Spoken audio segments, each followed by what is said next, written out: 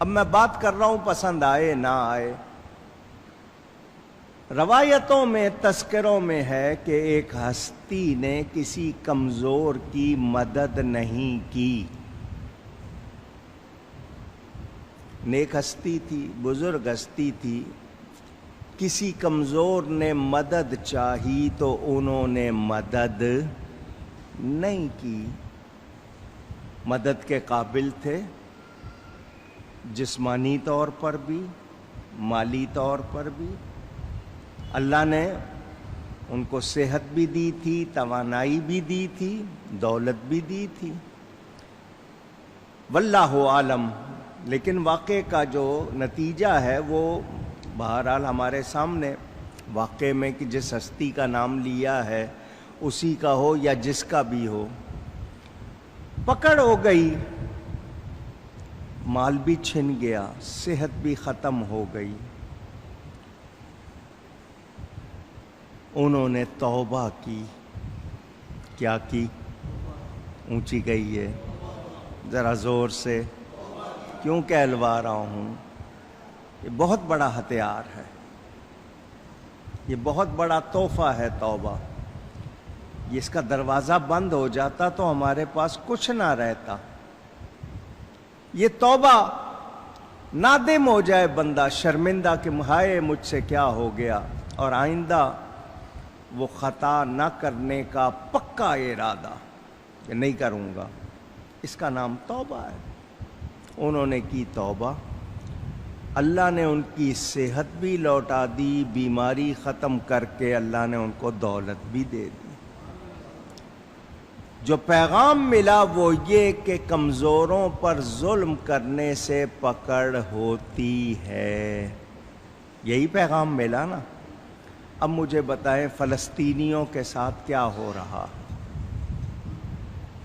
مقبوضہ کشمیر میں کیا ہو رہا ہے، بھارت میں مسلمانوں کے ساتھ کیا ہو رہا ہے، شام، عراق، یمن، افغانستان، لیبیا، کیا ہو رہا ہے؟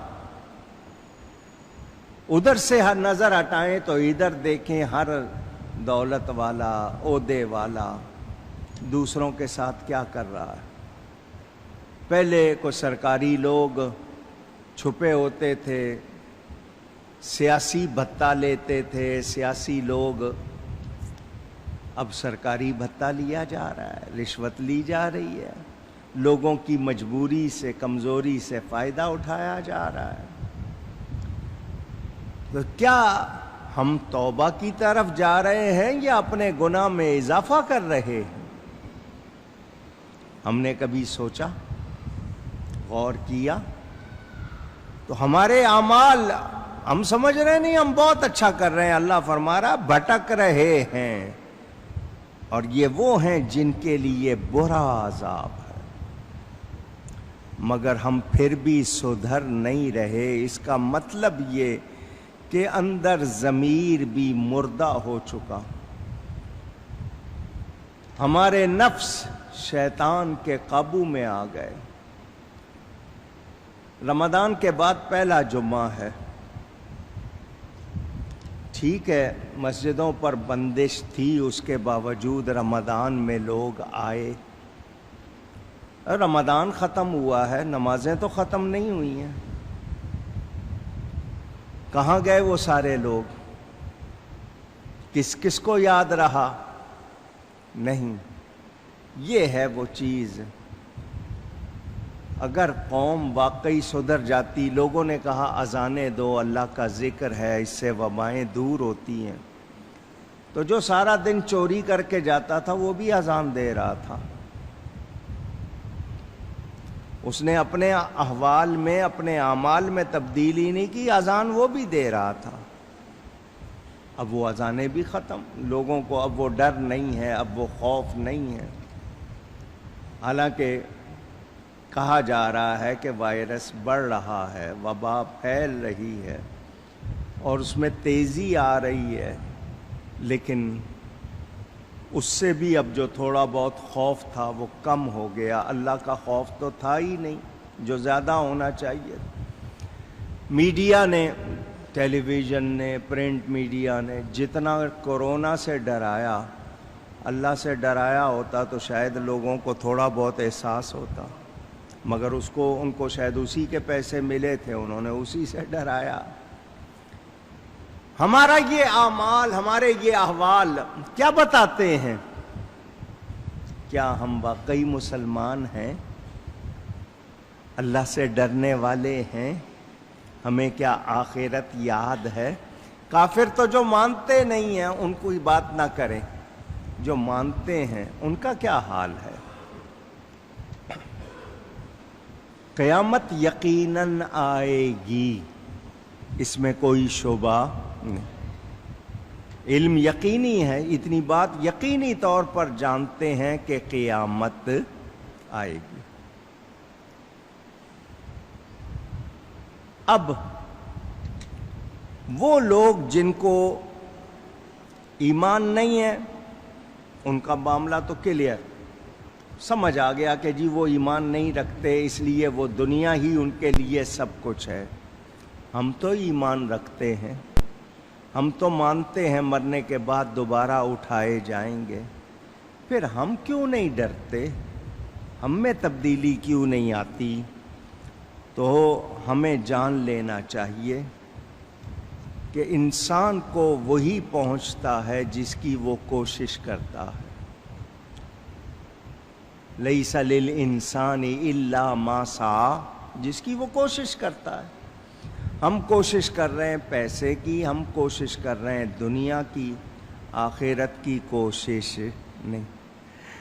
کہنے والوں نے کہا کہ دنیا نصیب سے ملتی ہے، آخرت محنت سے ملتی ہے، تو ہم نے دنیا کے لیے محنت شروع کر دی، آخرت کو نصیب پہ چھوڑ دیا۔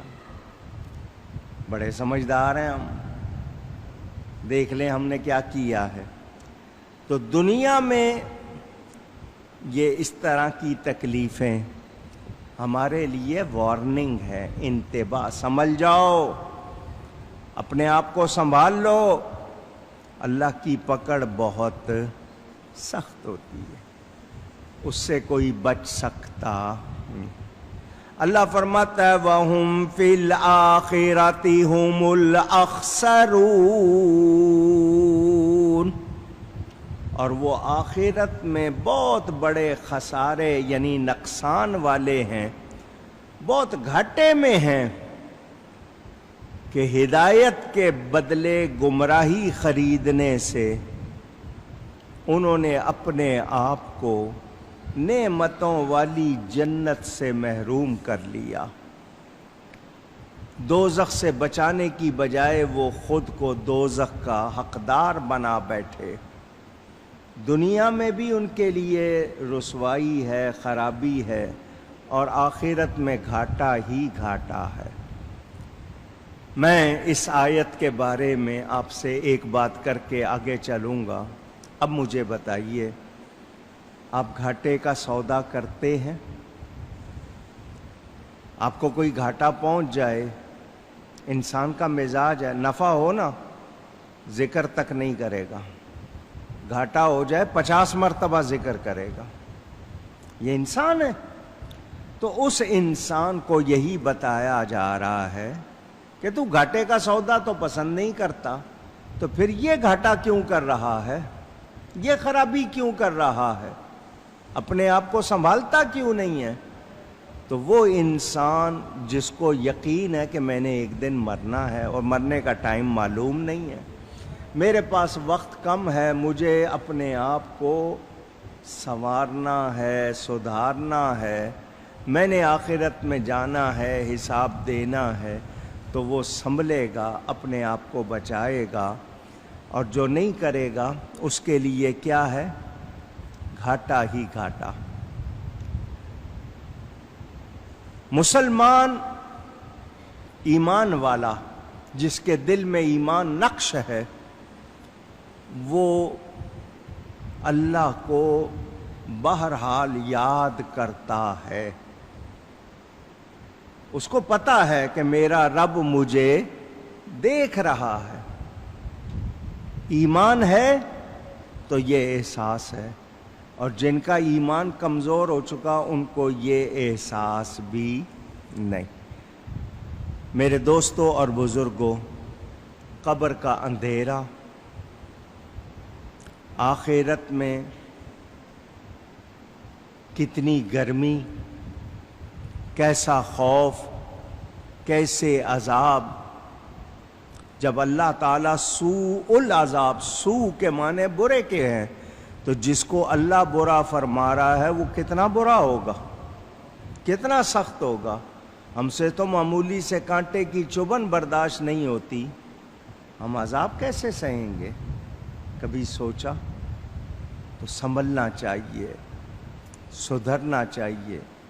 اللہ تعالی توفیق دے ہمیں کہ ہم واقعی اس سے ڈریں اور اپنے حالات درست کریں۔ آپ نے یہ سنا، جو اللہ والے ہوتے ہیں وہ لوگوں کو یہی کہتے ہیں کہ دنیا کی لذتیں، یہ جو ہے نا، جو ان کے نشے میں پڑ جائے گا پھر وہ اپنے آپ کو سنبھالتا نہیں۔ کیوں؟ کہ دنیا عارضی ہے، فانی ہے۔ اس فانی دنیا کی، اس سونے کی چمک دمک میں اپنے آپ کو برباد نہ کرو۔ اللہ تعالی ہدایت دے، ہم پر کرم فرمائے اور ہم سب کے حق میں خیر فرمائے۔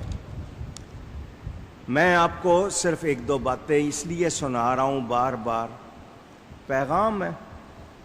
اعمال قبیحہ، برے اعمال جو ہمارے دل کو سیاہ کر دیتے ہیں، ہلاکت کی طرف لے جاتے ہیں، اخلاق بگاڑتے ہیں، دل کو اندھا کرتے ہیں، ان سب کے لیے علاج کیا ہے؟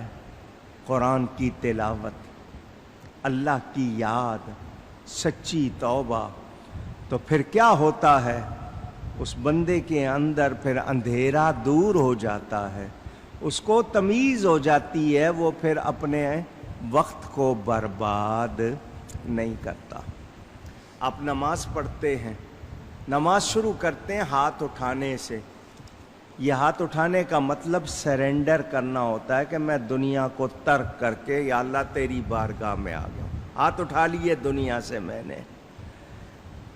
اس کے بعد آپ اللہ کی بارگاہ میں عبادت کر رہے ہیں، آپ کو اس نماز میں سیر کرائی جاتی ہے۔ جب ختم کرتے ہیں آپ سلام کرتے ہیں نا، سلام کب کرتا ہے؟ جب بندہ کہیں سے آتا ہے، تو آپ سیر کر کے آئے ہوتے ہیں، آپ سلام کرتے ہیں۔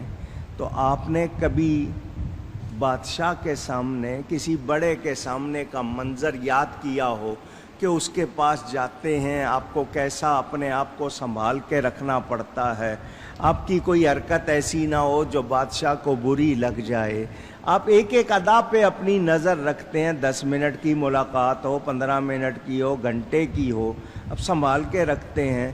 تو آپ نے بادشاہ کو جو درجہ دیا، اللہ کے لیے اتنا بھی نہیں سوچا؟ اے انسان، کہاں ہے تیری عقل؟ تو بڑا اپنے آپ کو سمجھدار کہتا ہے، تو تیری سمجھ کا تقاضا یہ ہے کہ تو اپنے آپ کو سنبھال لے۔